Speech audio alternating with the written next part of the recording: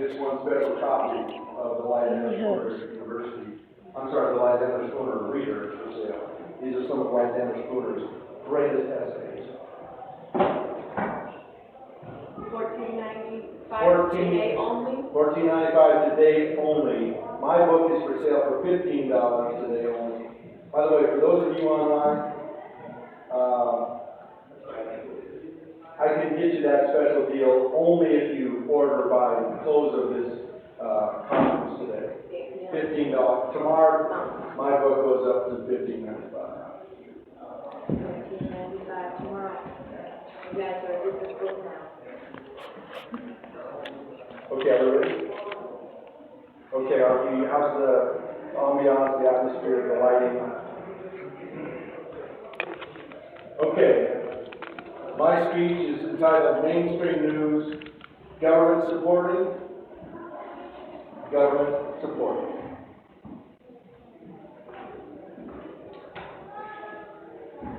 Again, I'm Roger Ruth. I'm the founder of Lysander Spooner University.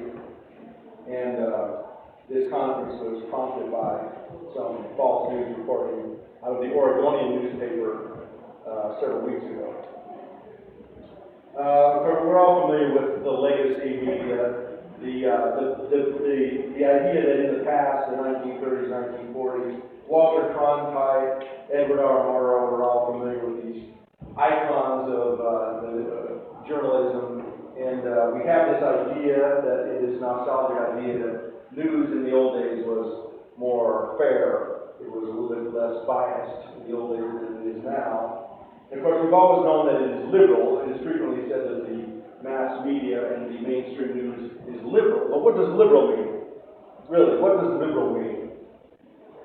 Most people think that liberal, it means supportive of public education, social programs, social welfare, social safety net type programs. The term liberal is not associated, however, with things like support for military, support for law enforcement as much. Those are sometimes thought of as conservative positions.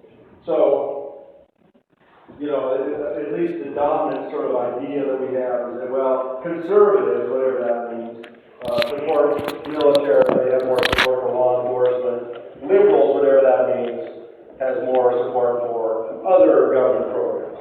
And I frequently look at mainstream content, major networks, and it's funny, you don't really see that much anti-war content. You don't really see that much, anti-law enforcement content. So when you hear that the mainstream news is liberal, I'm not sure that really captures much of anything. In fact, this whole left-right spectrum is a little bit confusing. I'm a libertarian. Of course, libertarians don't use the left-right spectrum. We use something called the Nolan chart spectrum, which is authoritarian on one end, libertarian on the other. And I think that's much less confusing, makes much more sense. And it really, when you think about it, there's just government at one end, totalitarian government at the far end, and at the opposite end is freedom, liberty, libertarianism, you could even say the absence of government.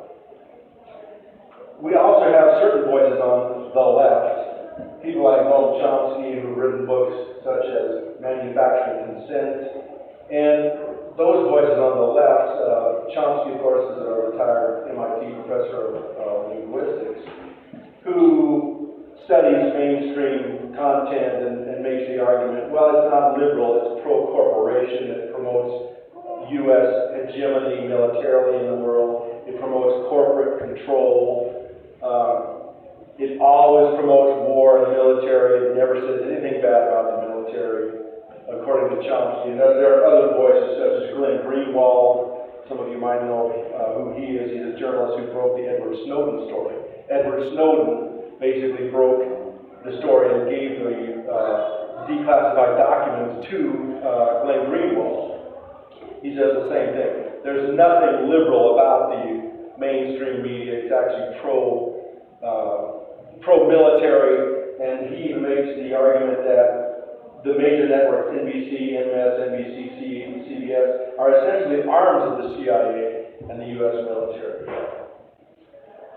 We also have a very interesting story by Jesse Ventura. Jesse Ventura, of course, was governor of Minnesota for 4 years. He was a third-party governor, a Reform Party candidate.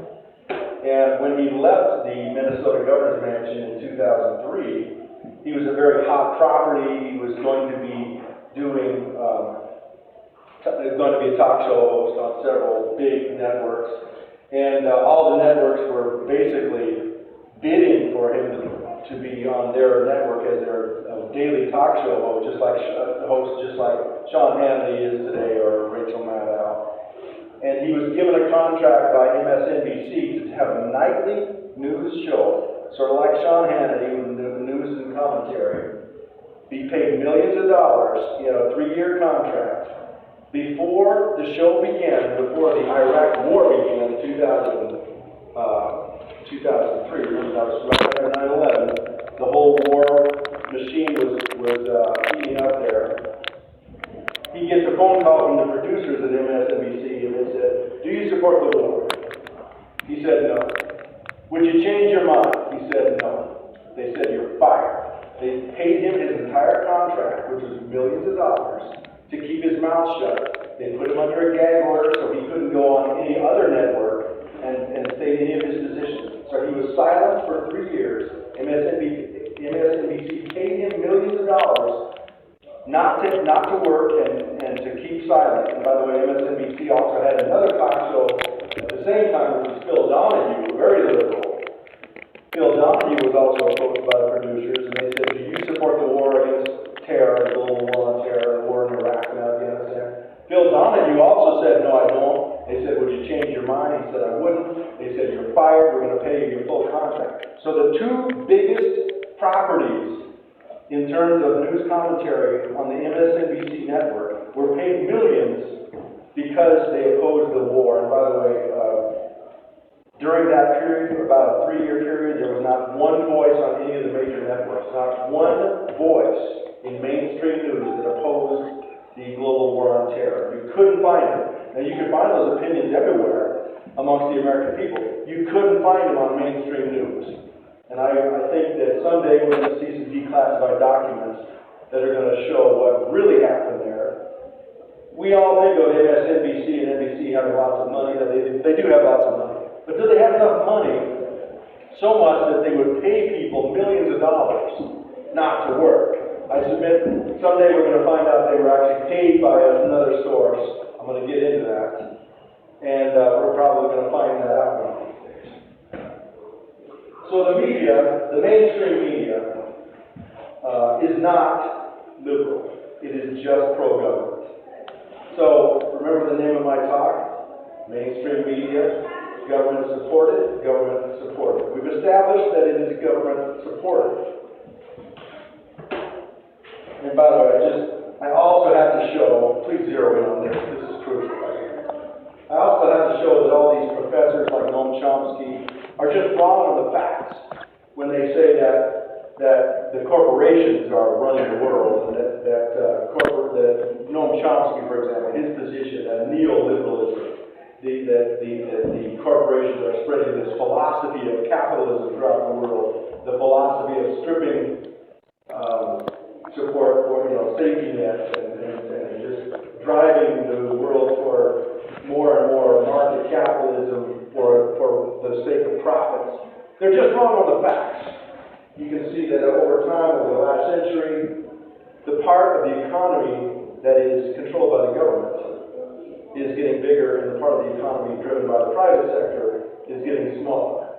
Now, if you look at the world like I do, as sort of a battle between the individual and the state, there is no question who's winning, folks.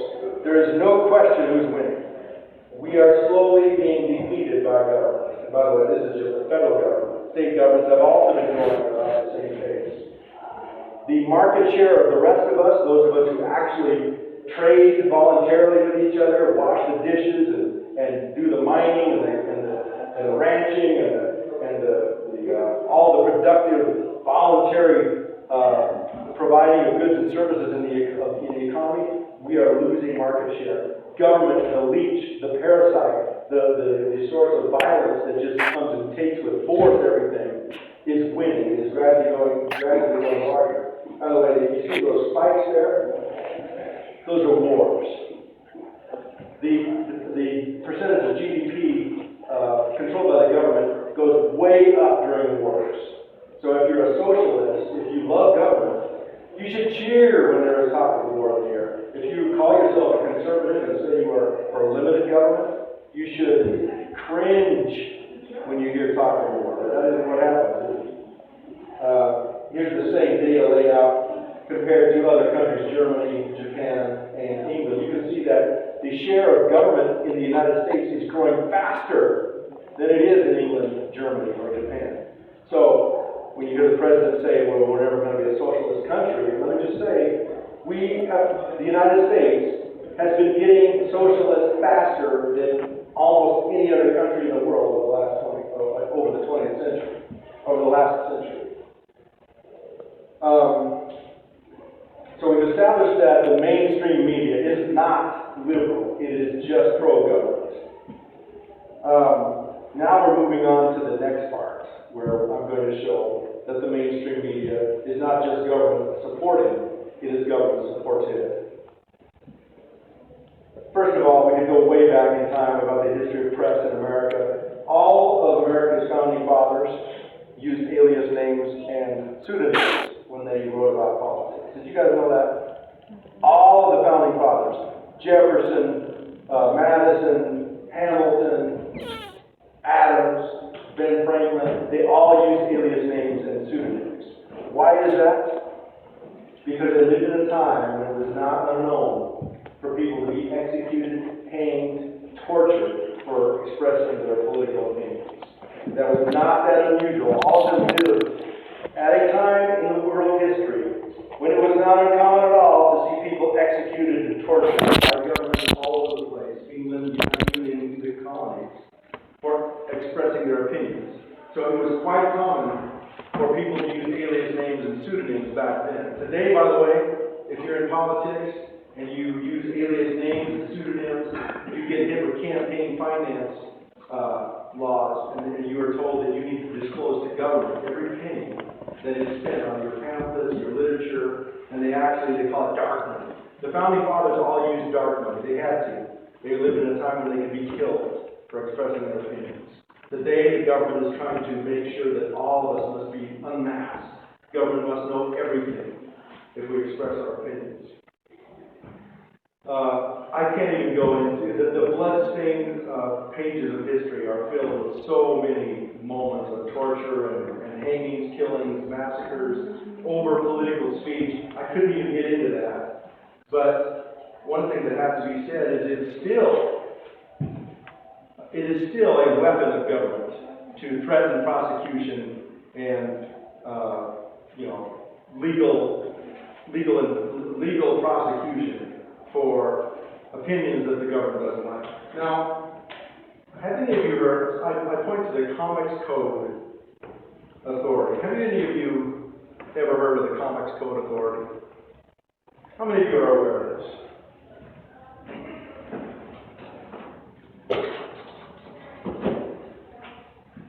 If you go to any old comic book, most of us grew up reading comic books, and you would see at the very top of any comic book, when I was a kid, there would be this little stamp.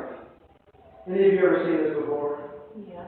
There was a little stamp at the top of every comic book that you purchased, and it said, approved by the Comics Code Authority.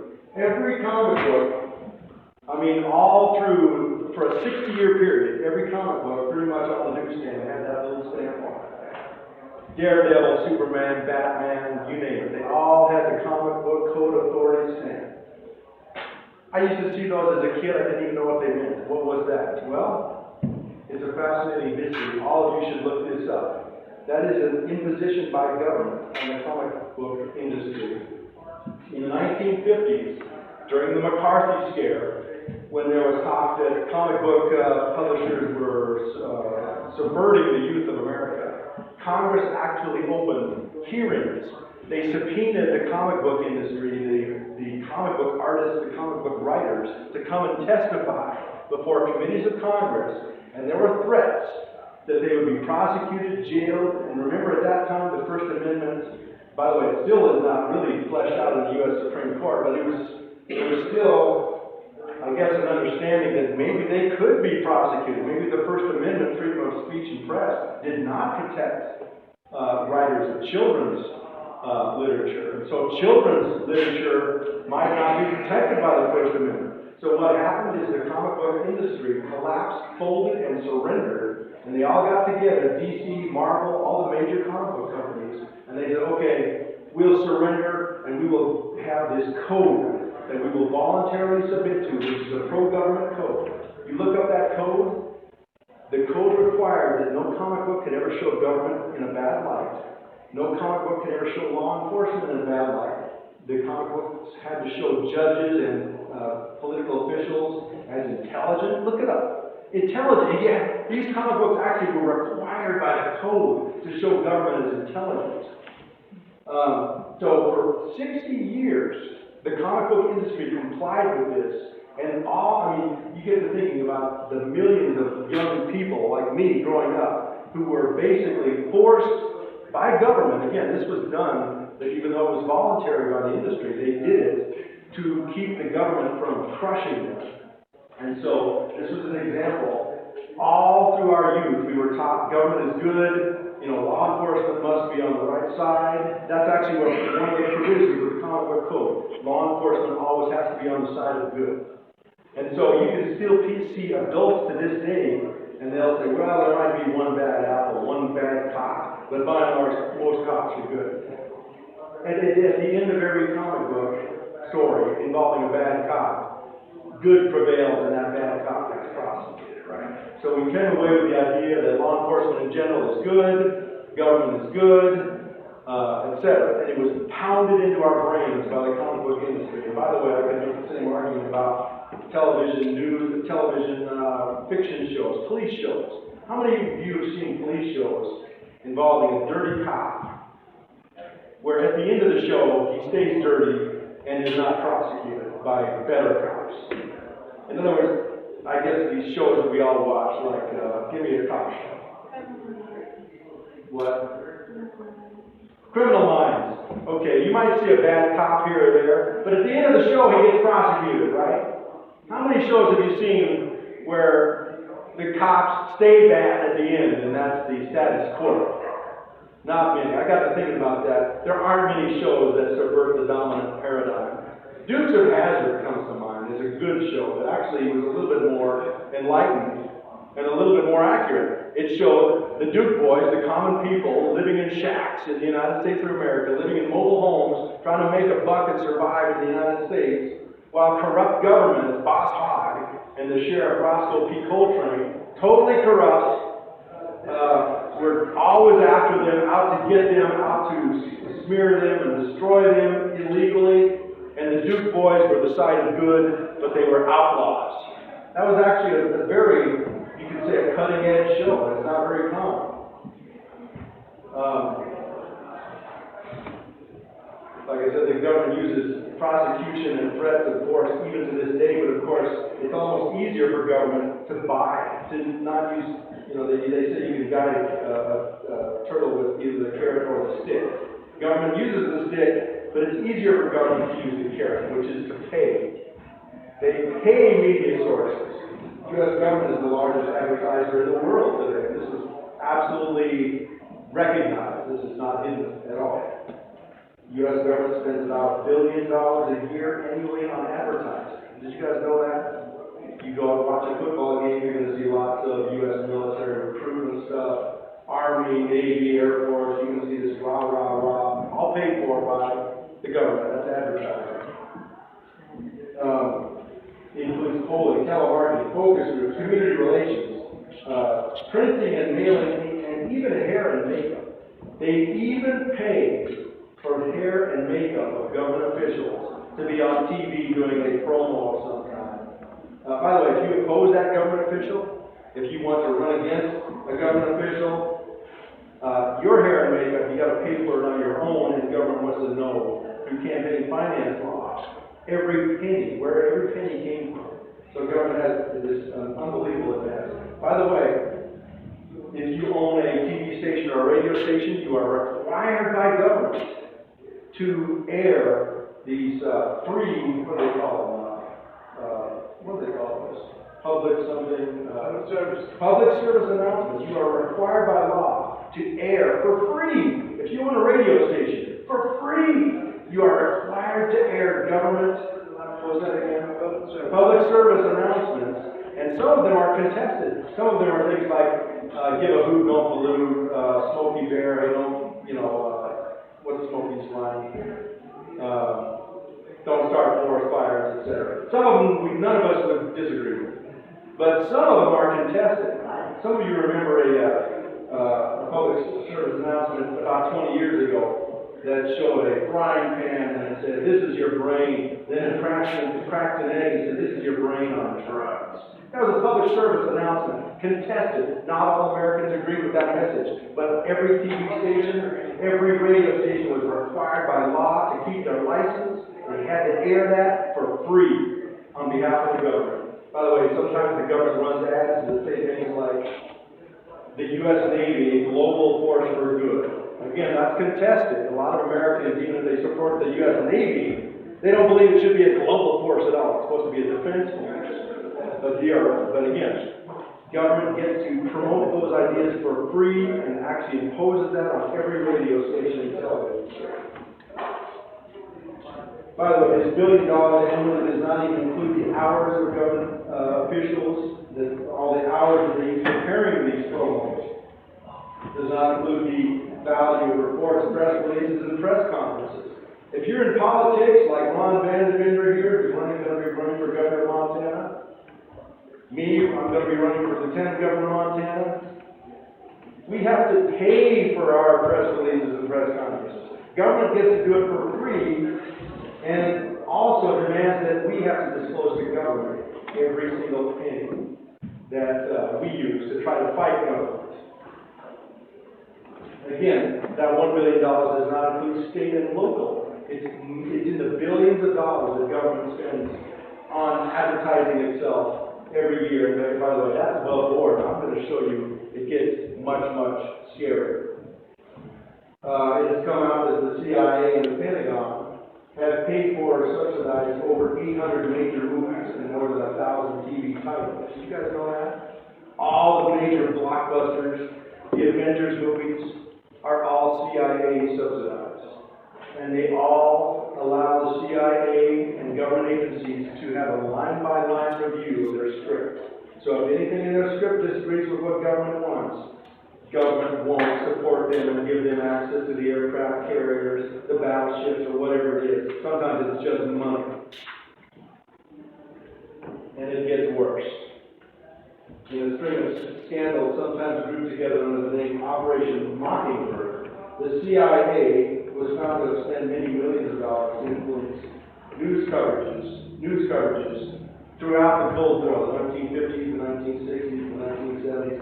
Millions of dollars annually the CIA was spending on paying reporters for positive news coverage, etc. The CIA recruited America's leading journalists. The leading journalists in all the major networks are CIA recruited. Perhaps as many as 400 paid assets. This came out during the hearings of the Frank Church Committee. 400 of the top journalists, perhaps as many as 400 paid assets total, and most of the top journalists in the country probably were on CIA payroll. News leaders of the Washington Post, New York Times, Newsweek, CBS were described as being owned by this large-scale CIA operation. The Frank Church Committee, how many of you are familiar with Frank Church? Very famous U.S. Senator from Idaho. If you travel not far from where we are, you'll see the Frank Church River of, what's that called? River of No Return. There's Frank Church National Forest over here in Idaho. He was a very, very big name. He was a Democratic U.S. Senator from the state of Idaho. And he opened some hearings in the 1970s to investigate the extent in which the CIA was paying journalists, and found it was unbelievable. there was at least one witness who said that 1/3 of the intelligence budget, 1/3 of the U.S. intelligence budget goes to paying U.S. and worldwide, paying journalists. About 1/3 of the CIA budget went to media propaganda operations. Hundreds of millions of dollars annually. By the way, you guys know what the budget of the intelligence agencies is in this country? Give me a guess. Give me a number. The answer is we don't know because we're being lied to and suppressed and we're not being told. In plain violation of the plain text of the Constitution, however. The plain text of the Constitution says that every budgetary line should be known by the American people. But in violation of that, the budget of the CIA is secret. And every time you sue to find out what it is, the courts will throw out your lawsuit saying you don't have standing. Just think about that. Would the founding fathers have agreed to that? There's no way. I mean, it's so preposterous. But anyway, when Ron Paul was running for president, he came out and said that the annual budget of all intelligence operations, by the way, that's not just CIA, but also NSA and other organizations, is at least $75 billion annually. At least $75 billion annually is spent on intelligence. And by the way, what's the budget of the state of Montana annually? Anybody know? Just to give you a comparison. 50 million. It's $5 billion. The state of Montana budget is about $5 billion annually. Now, that just puts it into context when I say that U.S. intelligence is $75 billion annually. Just think of that number and the size of it, and go back to that church committee in the U.S. Congress, which found that about 1/3 of all intelligence budget goes to propaganda and news media payoffs. CIA also targets and smears journalists to expose them. There was a magazine called Ramparts Magazine, and this is well documented. The CIA went out of its way to smear them and cast it. They did research on the CIA's funding of news media, and what did the CIA do in response? It basically spread the word that they are subversive, communist, whatever, in order to smear the reporters who were investigating. Some of this is no secret, by the way. Those of us who were in the Bundy, worked in the Bundy, watched the Bundy trial down in Nevada, we remember that FBI agents got on the stand and testified under oath that thousands of FBI agents have a full-time job of monitoring social media. Remember that? Thousands of FBI agents work full-time monitoring social media and working with social media to convict the American people of crimes, put the American people in prison for what they post on Facebook, Instagram, Twitter, etc. I could go on and on about some of the additional, by the way, the CIA and the FBI also employ trolls. By trolls, I mean people whose job is to sit at a computer screen and pretend they're either an animal rights person or some kind of wannabe terrorist or whatever. Patriot, militia, whatever. They will take on fake entities on Facebook, Instagram, Twitter, whatever. And they are paid full time to mess with us on social media for whatever reason. Either to instigate something, to get people to say something, sometimes just to convict people and get them on the record, whatever. And again, that testimony was on the witness stand that thousands of FBI agents have a full-time job working on Facebook and Twitter, etc. By the way, it's recently come out. I could go on and on this topic, but one thing that I have to go into is the fact that I think the American people are getting wise to this, and mainstream media isn't even mainstream anymore. I point to the Drudge Report. The Drudge Report is still run by, I believe, about 5 or 8 guys. Matt Drudge started it. He's the guy that broke the Monica Lewinsky scandal about 15, 20 years ago that actually got President Clinton impeached. Matt Drudge got President Clinton impeached, and he has this website, the Drudge Report. Guess how many people visit the Drudge Report every day? It's about 30 million 30 million people, not just Americans. 30 million people. That's about 10% of the U.S. population, when you think about that. Mainstream news isn't even mainstream anymore. The alternatives now are vastly outperforming so-called mainstream news. By the way, name a mainstream news person. Rachel Maddow. Her viewership might be $400,000, 400,000 people, 400,000 viewers per night, and she's considered mainstream. Matt Drudge gets 30 million a day. He's considered alternative. Explain that. InfoWars, all of us are familiar with Alex Jones. Alex Jones gets 2.5 million viewers or listeners every single day. He was the largest YouTube channel. He had the most traffic on Facebook of any other personality, and in a very short stretch of time, he was deplatformed and eliminated from Facebook, from YouTube. All of his videos banned with these claims that it's hate or it violates community standards. By the way, nothing that Alex Jones or InfoWars ever puts up is overtly racist or hate. I mean, any of us who are familiar with hate speech, hate literature knows that InfoWars is a far cry from that type of concept. But they are using it to deplatform some of the largest voices, because what is mainstream and what was once mainstream 10 years ago is no longer mainstream. They are no one will pay to view or watch or read their pro-government propaganda, like they used to have in the past. When I was a kid, there was only 3 news networks, and it was all pro-government, and that's all you had, really. Today, there are many more people offering many more news reports, and for the most part, it's free. So with that, I'm going to let the next speaker speak. I will take questions. I'll take questions right now. Any questions? I can see that my speech was so well formulated, it was so clear, it was so concise, that no one has any further inquiry about my topic. So Keith Little says NSA created in 1932 by Truman. History of the Central Intelligence Agency. The United States Central Intelligence Agency, CIA, was created on July 26th when Harry S. Truman signed the National Security Act of 1947 into law. Truman again. Throw in the New Deal by Roosevelt, and here we are. Read Hitler's willing executioners.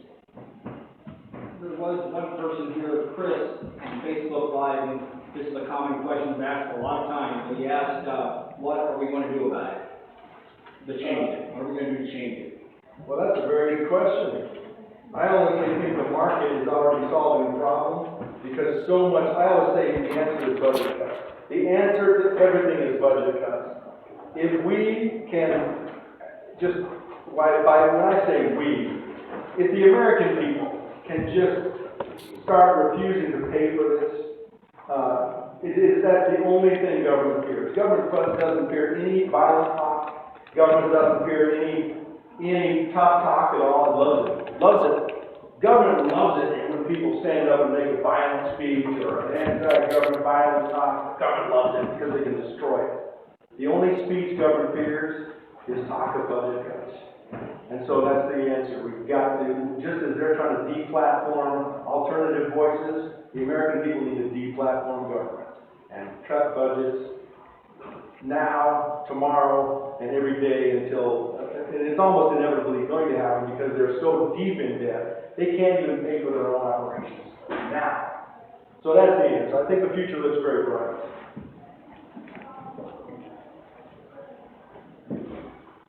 I want to add something to that. A lot of people do not realize, here just 2 years ago, the data came in.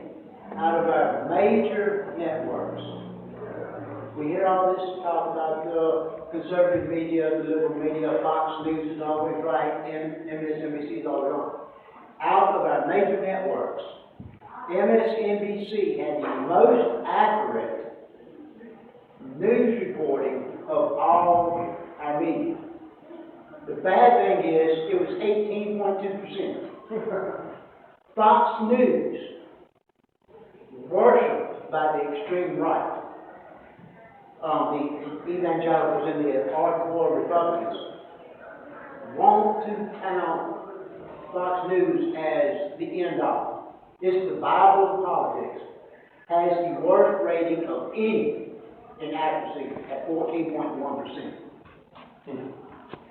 Not only that, Fox News is not even owned by Americans, it's owned by an Aussie Crown Prince of Saudi Arabia. We will be getting into that when I talk on part of that, on why people can't believe a lot of the stuff, besides just that, like the things that Roger is pointing out, the accuracy that they use on how flawed they are, and who owns and why they are using these networks to control us. All right. Well, thank you very much for that, and we will take a 5-minute break while we get the next speaker prepared. All right. 5 minutes on deck. Later. That was long. How long did I go? 39 minutes. Okay, that's Well over the limit.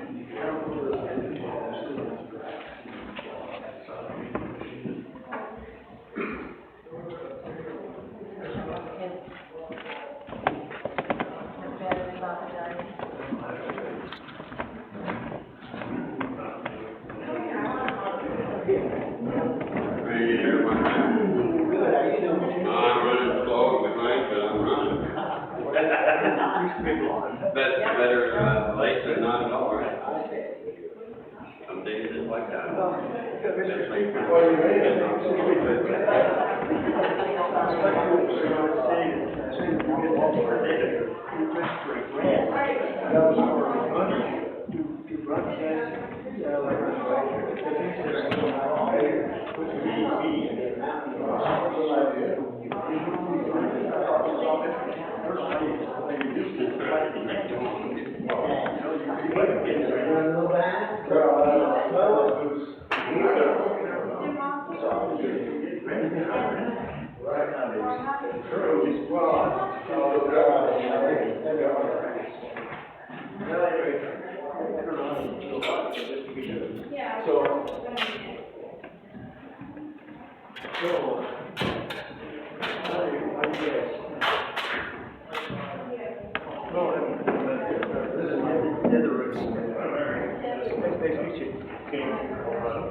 Oh, okay.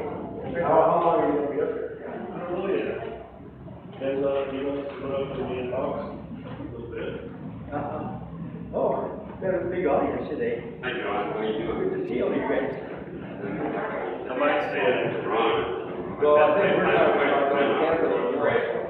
I'll get out if I do, make me here on time. It's Friday and Saturday. That's my other Sunday. Other one quarter. Oh. Anyway, I'm so It just takes a long time. That is like for yourself. What do you do there? I can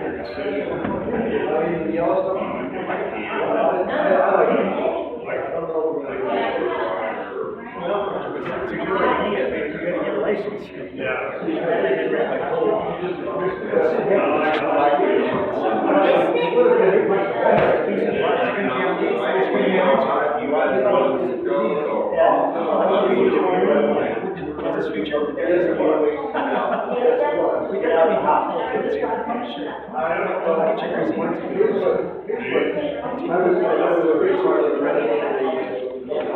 City Park. Are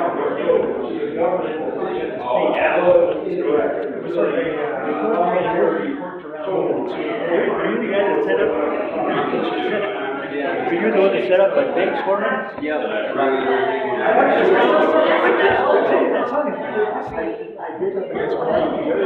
I got a bit.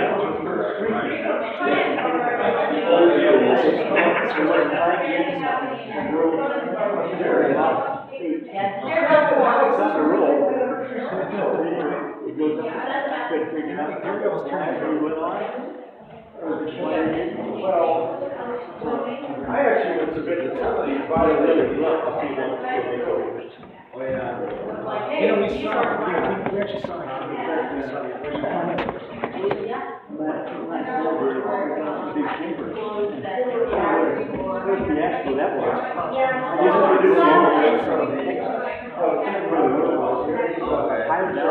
How you doing, Roger?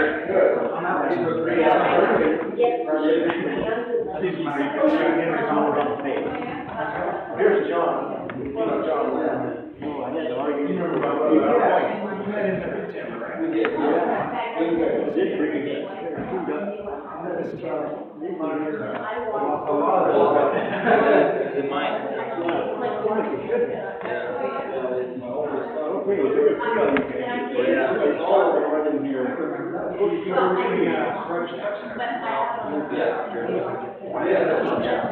Yeah, you do. Nice job. I was trying, I've been trying. This is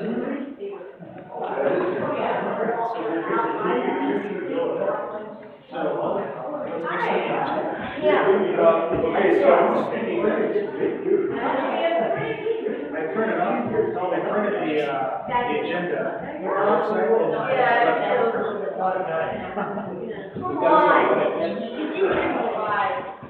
I think it's better than you.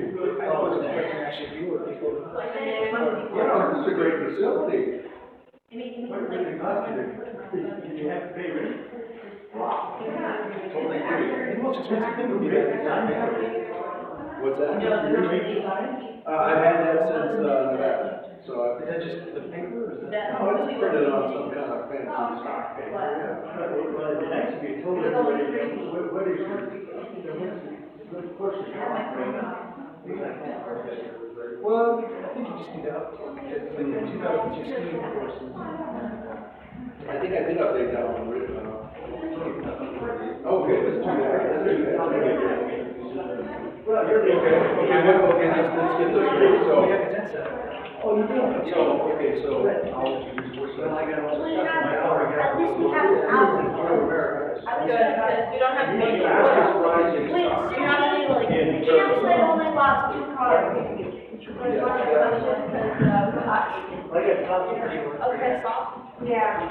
So we just. So I could say, okay, you have. Have to do civil.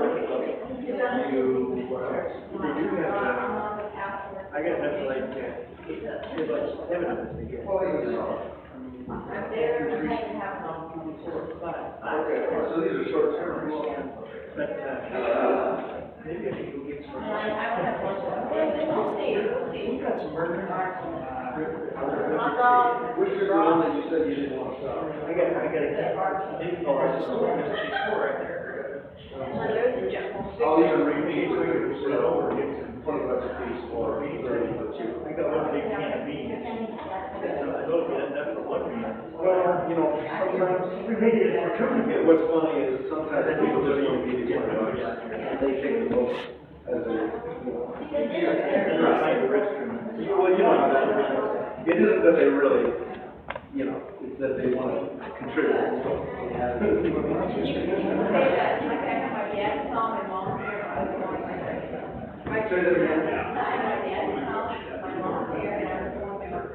All right, that sounds good.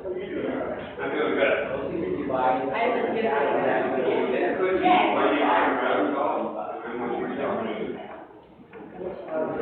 I'm not. Wait, your mom's. Yeah, smile, your mom's. Where? Okay. I go to a lot of the events, so it's hard to say, but anyway. Good to talk. Is it still on? Okay.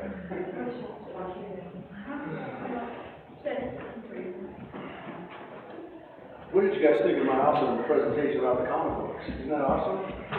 I mean, not many people know that there's a pro-government comic book code, which actually came to an end in about 2000.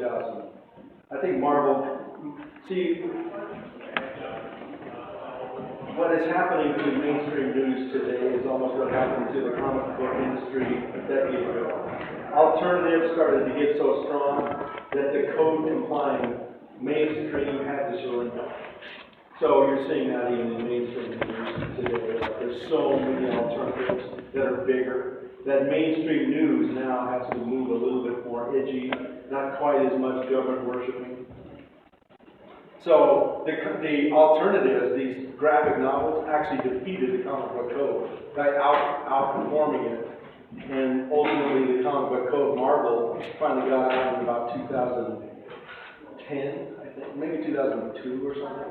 And then DC stopped complying in about 2010. So it was the free market that destroyed the code. Can you prove that? I just looked it up. Well, I can prove it. What happened in the comic book industry is alternatives started to outsell and started to really sell a lot. And so the mainstream government worshiping comic industry couldn't compete and finally had to just get rid of the code. I'll wait for all the cameras to get ready.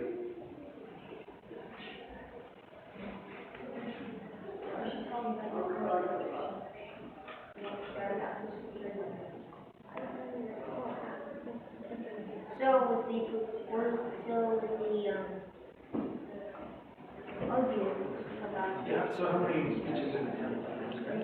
Just one, just you, just me.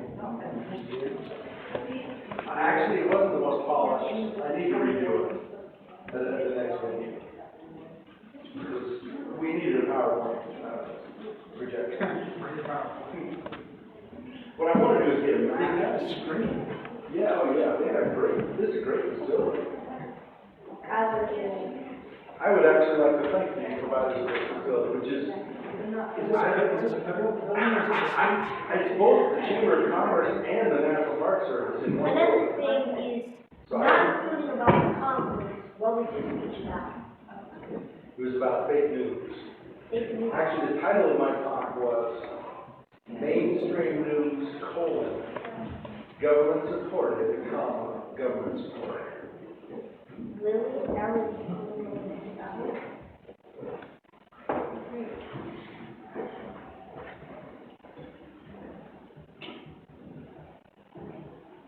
Is there a lot of people watching this? We've got 6 of them right now standing by. All right. But it'll pick up in a minute. I got clear. The main speaker. Yeah.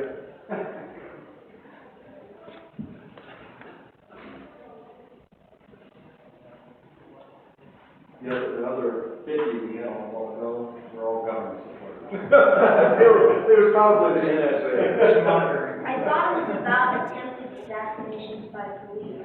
Actually, that's the keynote address that will come later.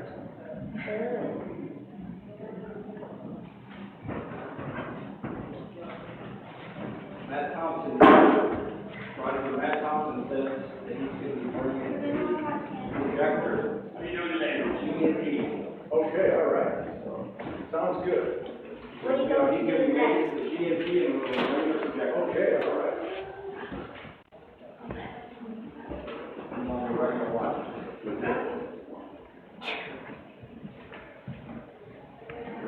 Good question.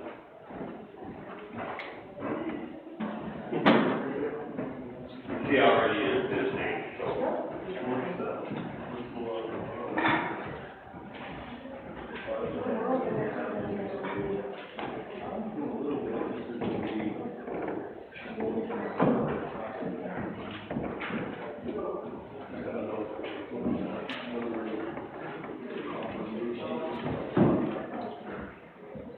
So we're staying. He said he's having motorcycle trouble in the garden. He's gone. We were just in Palestine. That was that's a mess. I expect a lot more people right here. It's not. I've been right here before, when you couldn't even drive. You could drive. There's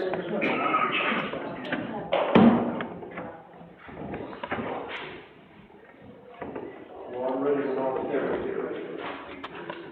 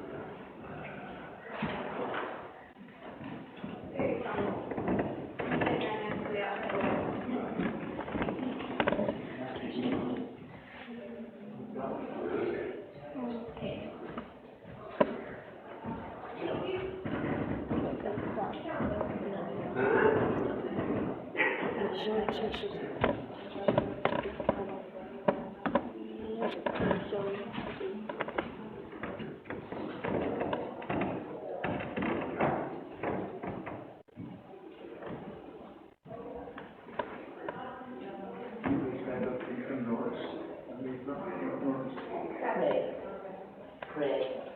Oh, where's that? Turn the elevator right about. Well, that's where you're from. Yes, sir. I put it in the river there one time. Oh, really? On Missouri. Yes, sir. Oh, about 20 years ago. He's there. Where? It was a great spot, a great boat. What is nice up there? We just not for we didn't catch any fish. Yeah, for the next speaker here yet? The next speaker is gonna be Ventura. On the way. I'm waiting on Eagle Bluff to get there with the camera, but we may start with that. Oh, that's amazing, just video.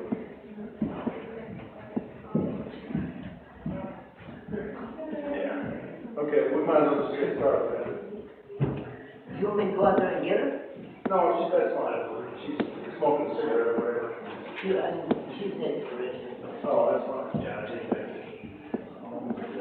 It's going out of it.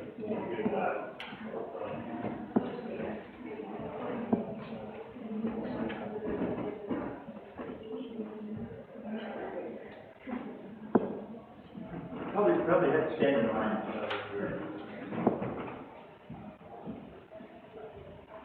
Well, all right, I'll just make another announcement about the books that are available. My book, The Conviction Factory, subtitled The Collapse of America's Criminal Courts, is available for $15 today. Tomorrow the price will go to $15.95. Also, the Lysander Spooner Reader is for sale for $15. Or did I say $14.50 earlier? $14.50 if you purchase by the end of the conference today. $15 after.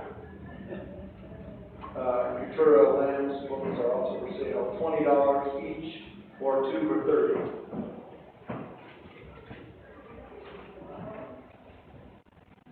Are we ready? Okay. Cameras rolling. Tim? Okay.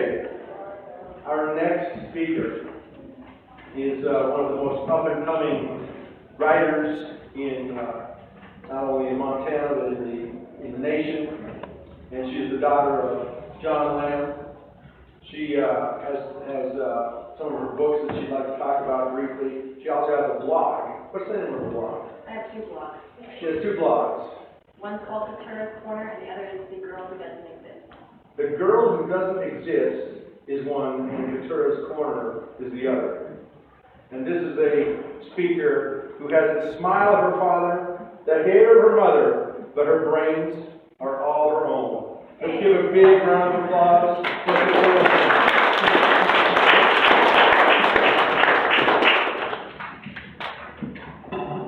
So I'm Ventura Lamb, and I have a couple books I'll show you. This is the first book I was publishing.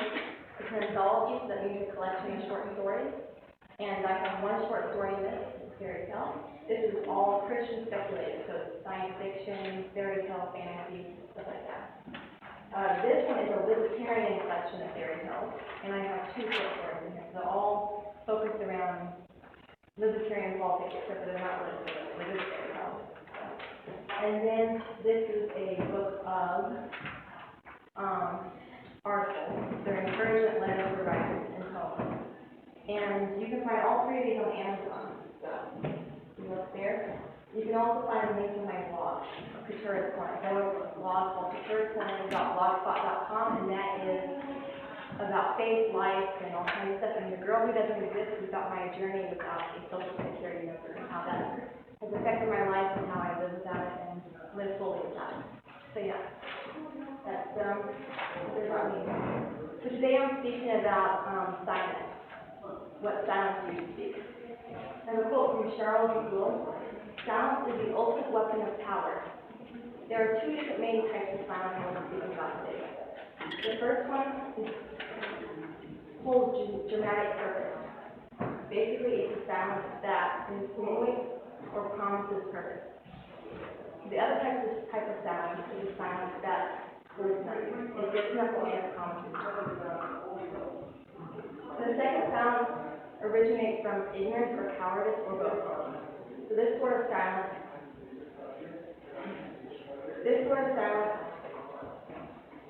is not necessarily evil unless you choose to remain ignorant. And it's not necessarily evil unless you give in to being scared. But this silence is what leads to evil. It's what leads towards ignorance, and it's what leads towards persecution, and it's what leads towards corruption. The cruelest lies are often told in silence.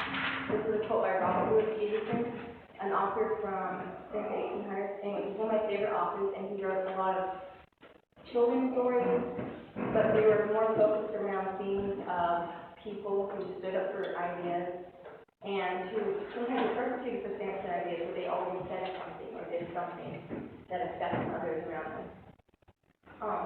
Dietrich Bonhoeffer said, silence in the face of evil is itself evil. God will not hold us guiltless. Not to speak is to speak, not to act is to act. Dietrich Bonhoeffer was a pastor from World War II who was one of the few people who stood against Adolf Hitler, and he was put into prison for it and eventually executed for trying to assassinate Adolf Hitler. He stood up against and he spoke against silence. Plato said, "Be sure I must, therefore I will assume that your silence gives consent." Dietrich Bonhoeffer said the same thing as Plato does, that if you are silent, then you are basically giving in to the side of corruption. Gilbert Chesterton, an author from the 1800s, who was a Catholic author, but he spoke up about all kinds of political ideas. He said, "Be sure I must." No, he said, modern toleration is really a tyranny. It is a tyranny because it is a silence. We all have a voice, even those who are mute. But should we all use this voice? Maybe I should say we all have the ability to have a voice. Because not everyone who speaks should be speaking. And that doesn't mean that they shouldn't eventually be speaking, but it means they shouldn't be speaking yet.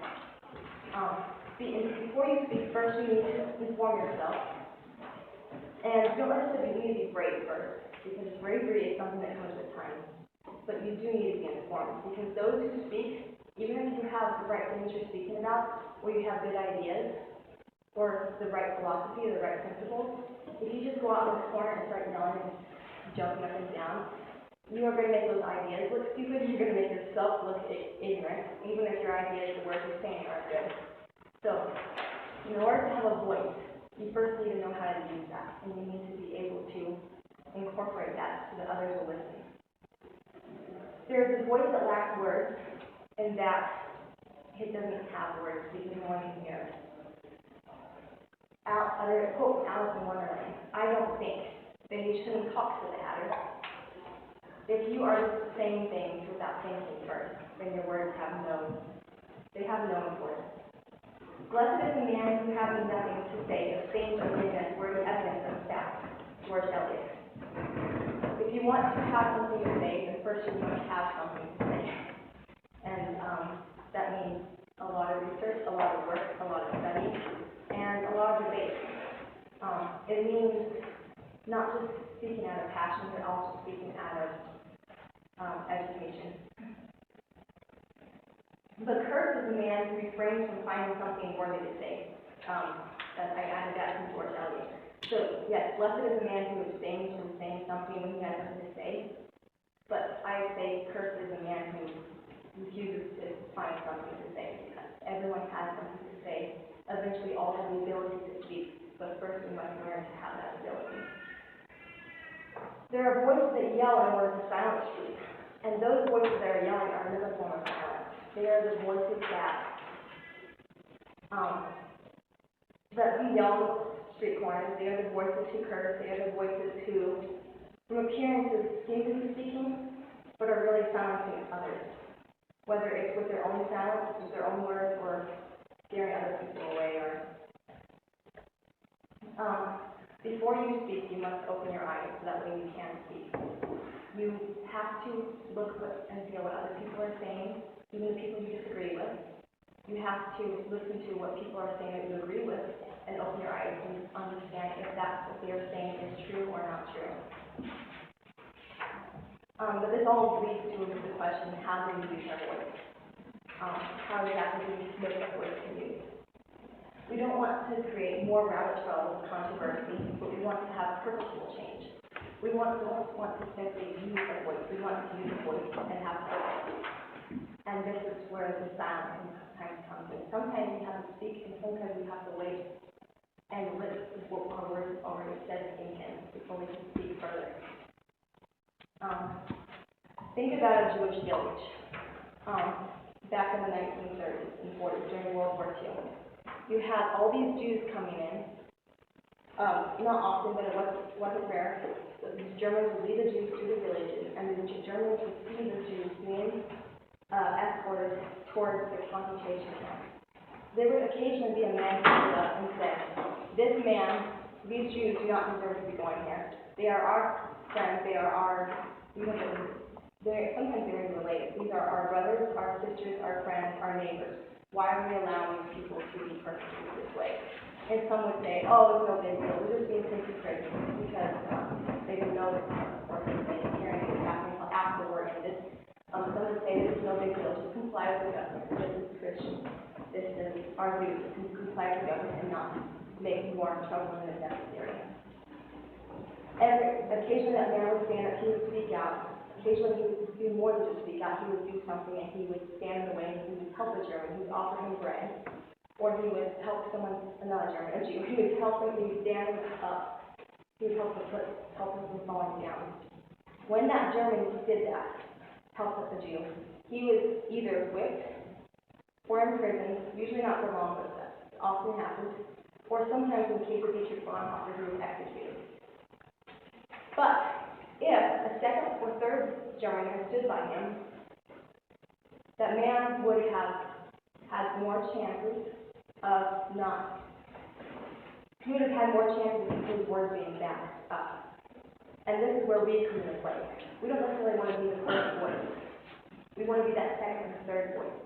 We want to make it possible for the first man to stand on his feet and stay there and not be executed. We want to make it possible for that first man to say what needs to be said, and we want to follow him in that idea. Not necessarily the man, but the idea that Jews not be executed, or whatever it is we're standing for that we want to stand for. That idea not be executed, but carried out.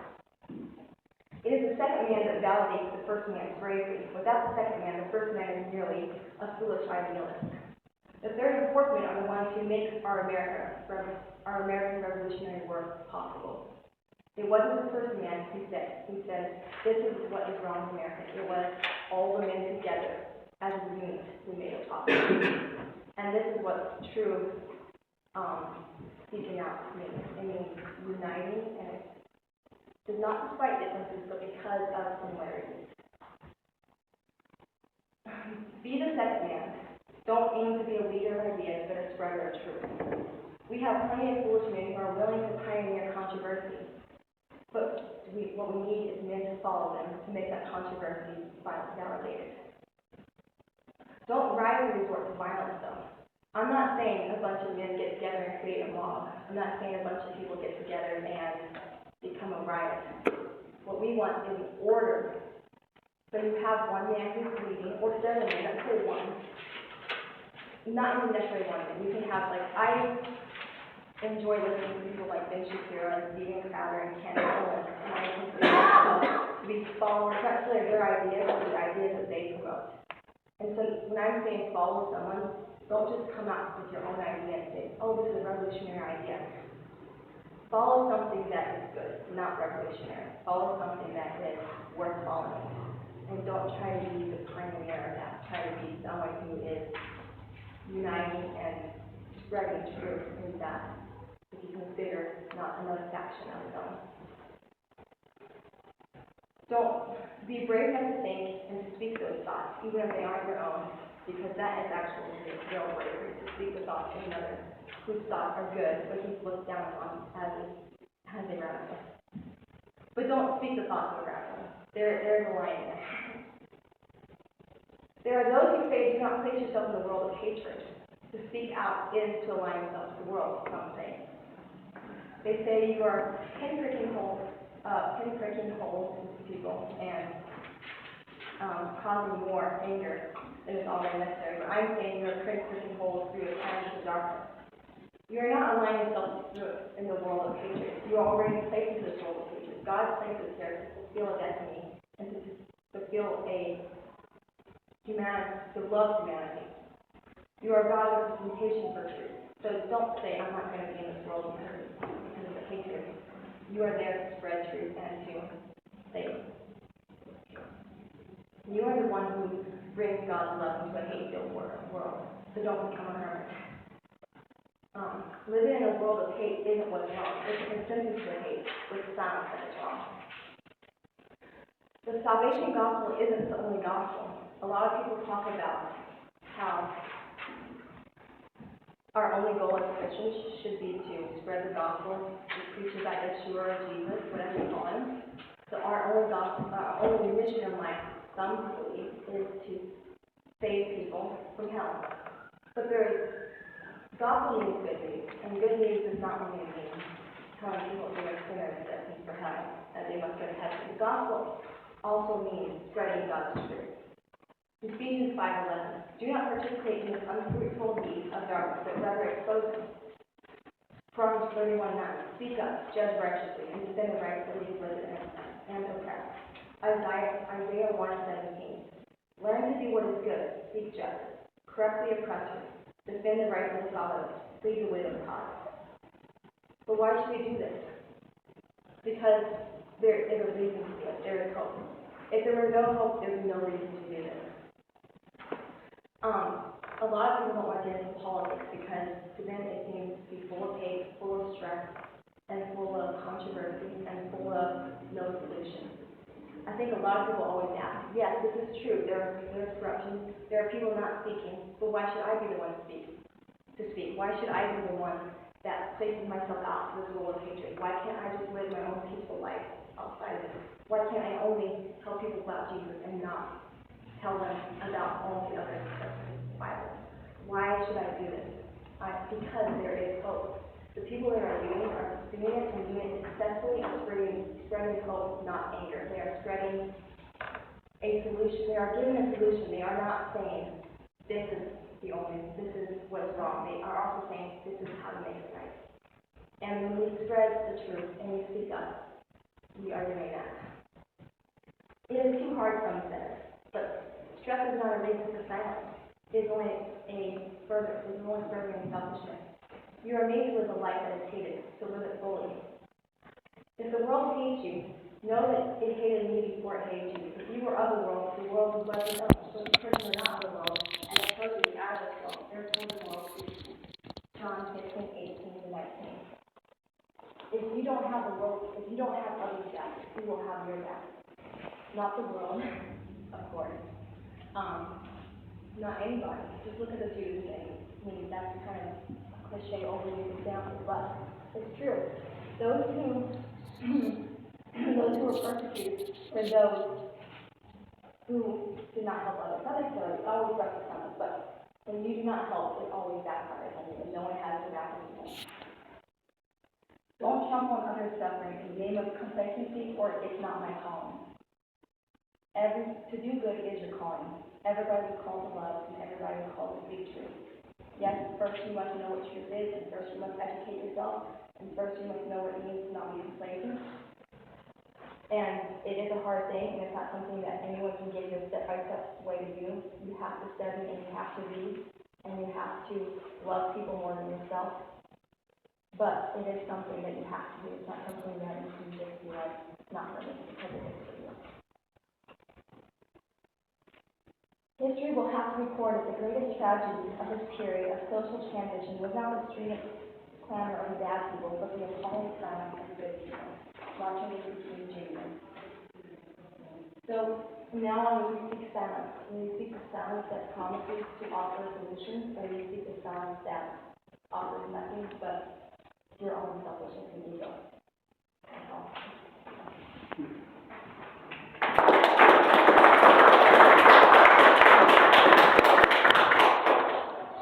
Any questions for Victoria? Comments?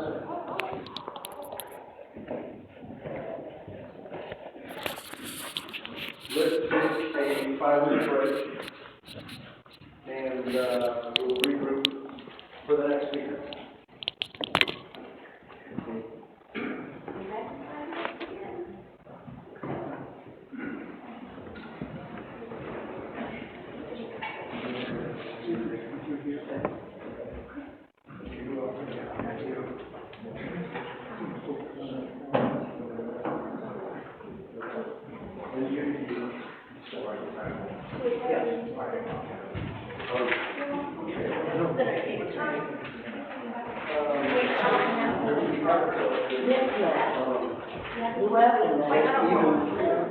Even up here, she's the keynote, and she's gonna take the stage right away. We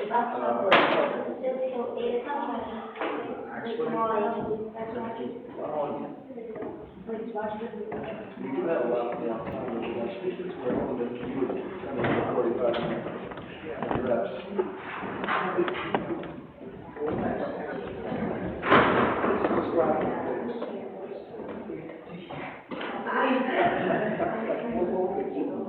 That's what it feels like. To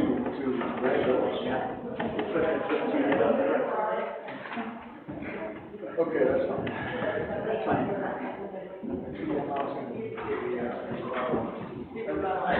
Way to follow is on any topic as long as you attack the state. I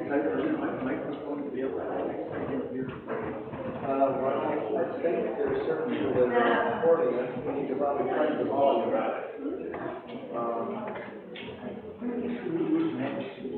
Ron Vanderbilt, or candidate for governor right here. Oh, yeah. Good. It's very good acoustic. It does, yeah. How's your chin? How many chin-ups do you do? Did you see my? Yeah, I saw your chin-ups. I'm trying to get more people in on that. You know, chin-ups are like partisanship.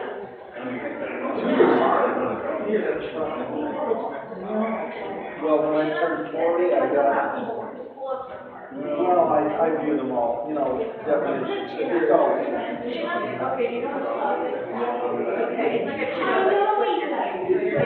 But it depends on the source. You can find different sources.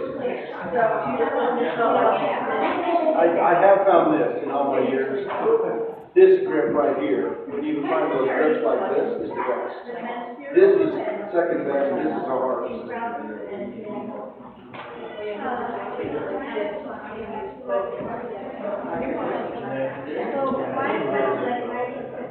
no, you guys want to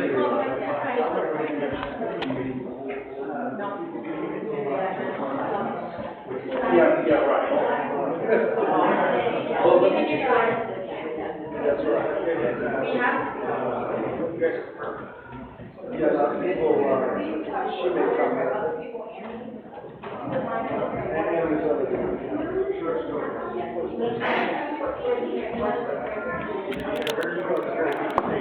I understand. The key is to get there. The key is to just, it's easier to get forgiveness.